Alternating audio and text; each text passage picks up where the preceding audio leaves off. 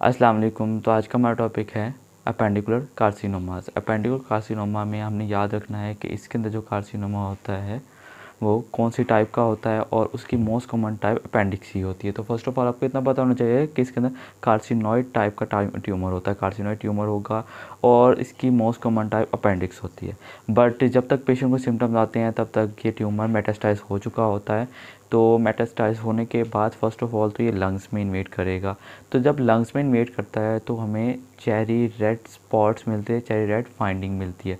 तो carcinoid tumour का आपने फाइंडिंग याद रखनी है, कौन सी के लंग्स के अंदर अगर पाया जाएगा तो क्या किस कलर की इसकी फाइंडिंग होगी, चेरी रेड की होगी।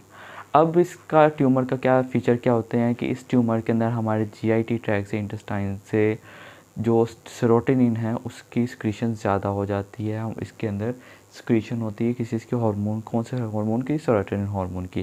सेरोटोनिन हार्मोन जब रिलीज़ होता है तो उसके क्या सिम्टम्स आएंगे वो देखते हैं।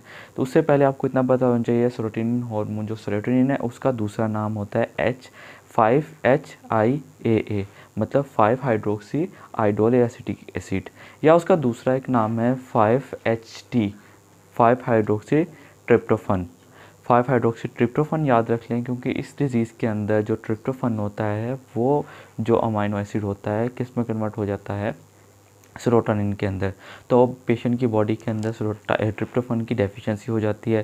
ट्रिप्टोफन की डेफिशिएंसी की वजह से पेशेंट को प्लेगरा डेवलप हो जाता है और प्लेगरा के अंदर अपने 4D याद रखने होते हैं, डायमेंशिया, डर्माटाइटिस, डायरिया एंड लीस्टली इन तीनों के बाद पेशेंट की डेथ हो जाती है, before death.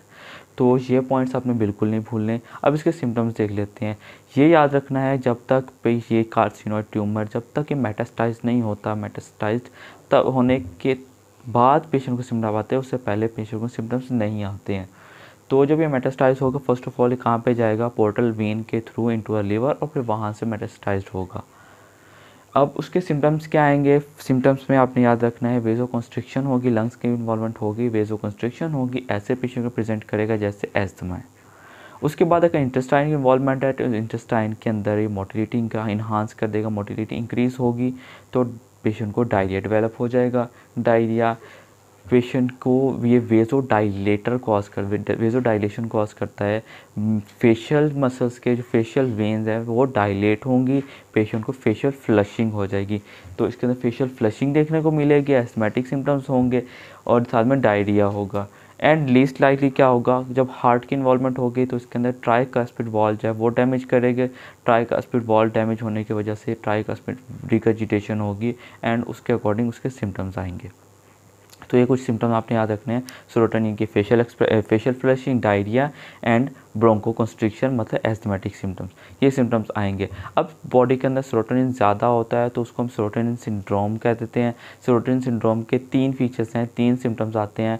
First of all तो प्लेगरा है, देन उसके बाद पेशेंट की बॉडी का टेम्परेचर रेज हो जाता है, हाइपरथर्मिया हो जाता है पेशेंट को, और पेशेंट को हाइपर रिफ्लेक्सिया हो जाता है जब सेरोटोनिन सिंड्रोम जो डेवलप होगा। तो हाइपर रिफ्लेक्सिया, प्लेगरा एंड हाइपरथर्मिया। देन इसके अलावा आपको एक पॉइंट मैं ऑलरेडी बता चुका हूँ क्या होता है कि इसके अंदर चेरी रेड फाइंडिंग मिलती है, चेरी रेड अपीयरेंस होती है कार्सिनोइड ट्यूमर की जब ये लंग्स में होता है। देन अब इसकी इन्वेस्टिगेशन कर लेते हैं। इन्वेस्टिगेशन के अंदर जो सेरोटोनिन है आप उसी का लेवल बॉडी के अंदर चेक करेंगे।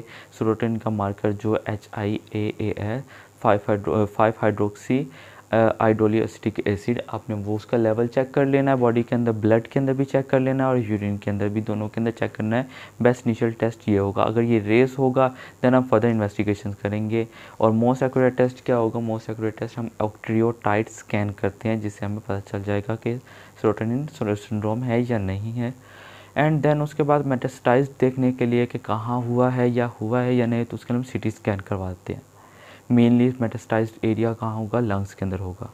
देन इसका ट्रीटमेंट होगा। ट्रीटमेंट के अंदर हमने स्टार्टिंग इनिशियली क्या करना है, ऑक्ट्रियोटाइड हार्मोन एक्सोजिनसली देंगे हम, और अनटिल सर्जरी में क्या करते हैं, सर्जरी में ट्यूमर का साइज़ चेक करते हैं। अगर तो अपेंडिक्स ही इन्वॉल्व है सिर्फ, तो अगर अपेंडिक्स में है तो अपेंडिक्स अगर मेटास्टाइज्ड नहीं हुआ तो अगर उसका साइज़ जो है लेस देन 2 सेंटीमीटर होगा तो हम सिर्फ अपेंडिक्स को रिमूव करेंगे। और अगर ये 2 सेंटीमीटर से ज़्यादा हुआ तो सिर्फ अपेंडिक्स रिमूव नहीं करेंगे, साथ में हमें कॉलन रिमूव करना है, सीकम रिमूव करना है, असेंडिंग कॉलन रिमूव करेंगे, ट्रांसवर्स कॉलन रिमूव करेंगे और उस ट्रांसवर्स कॉलन का 1/3 पोर्शन रिमूव करेंगे। तो आपको उसको कहते हैं राइट हेमिकोलेक्टमी करते हैं। तो राइट हेमिकोलेक्टमी करेंगे अगर 2 सेंटीमीटर से ज़्यादा साइज़ है इस ट्यूमर का, इस कार्सिनोइड का। अगर मेटास्टाइज्ड हो गया है तो हेमिकोलेक्टमी करने का कोई फ़ायदा नहीं होगा, फिर तो हम सिम्प्टोमेट्रिक ट्रीटमेंट ही करेंगे अनटिल पेशेंट एक्सपायर नहीं जब तक हो जाता। तो ये था अपेंडिकुलर कार्सिनोमा।